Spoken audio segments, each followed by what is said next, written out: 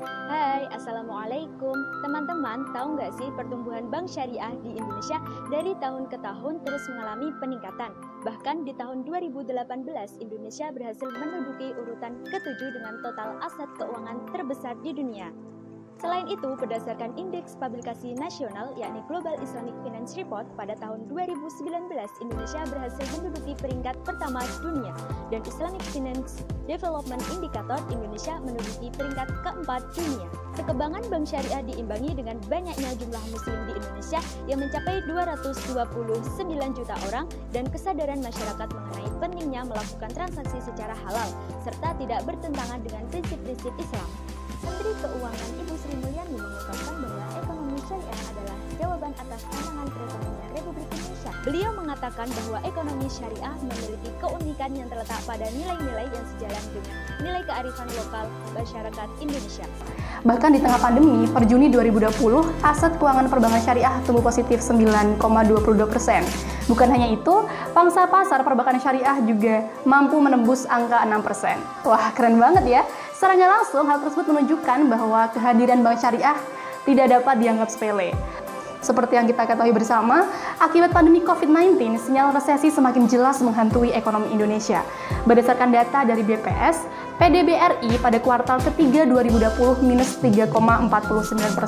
Hal ini menunjukkan ekonomi RI resmi masuk jurang resesi.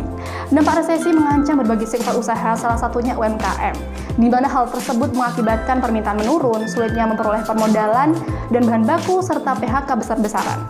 Tercatat per Agustus 2020, jumlah pengangguran mengalami peningkatan sebanyak 2,67 juta orang. Dan berdasarkan survei Lembaga Ilmu Pengetahuan Indonesia, 95% penjualan UMKM mengalami penurunan.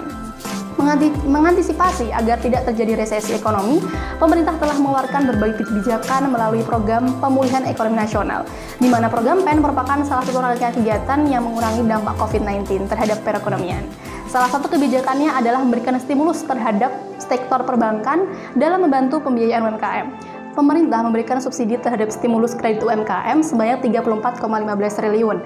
Di antaranya, 27,26 triliun disalurkan melalui BPR, perbankan, dan perusahaan pembiayaan. Dalam stimulus kondisi perekonomian, khususnya sektor UMKM, pemerintah melalui OJK telah menerbitkan POJK nomor 11 tahun 2020 untuk memberikan relaksasi terhadap nasabah perbankan, termasuk perbankan syariah yang memberikan kemudahan proses restructuring dan rescheduling terhadap nasabah yang terdampak COVID-19.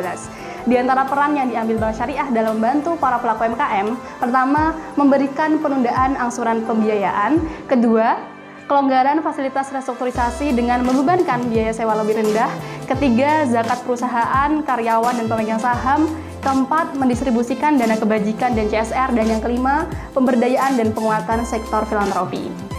Adapun dalam aspek permodalan, bank syariah jauh lebih menguntungkan dibandingkan bank konvensional. Hal ini dikarenakan produk-produk bank syariah tidak mengandung spekulatif sehingga tidak terpengaruh oleh krisis ekonomi global.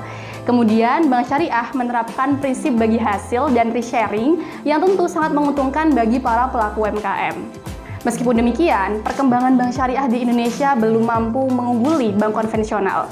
Seperti yang diungkapkan oleh Ibu Sri Mulyani terkait 3 kelemahan bank syariah. Pertama, kurangnya sumber daya manusia. Kedua, tata kelola yang belum maksimal. Dan yang ketiga, konsekuensi dari sisi resiko cenderung pada segmen yang kecil. Bank syariah seolah disibukkan dengan jargon how to Islamize our banking system dan lupa akan wacana how to Islamize the people involved in the banking industry. Hal inilah yang membuat kurangnya sumber daya manusia di perbankan syariah karena tidak menguasai aspek-aspek fikih muamalah. Pembatasan instrumen dan produk bank juga membuat bank syariah melambat karena terjebak dalam investasi yang sempit. Ada beberapa strategi pemerintah dalam mendorong pertumbuhan pembiayaan syariah menurut Master Plan Arsitektur Keuangan Syariah Indonesia atau MAKSI. Pertama, penerbitan suku negara dan instrumen baru yang lain. Kedua, menawarkan insentif untuk instrumen pembiayaan syariah. Ketiga, membentuk bank investasi syariah. Keempat, konsolidasi dan penguatan perbankan syariah. Dan yang kelima, penguatan penyaluran pembiayaan kepada lembaga keuangan mikro syariah dengan membentuk dana Apex baru.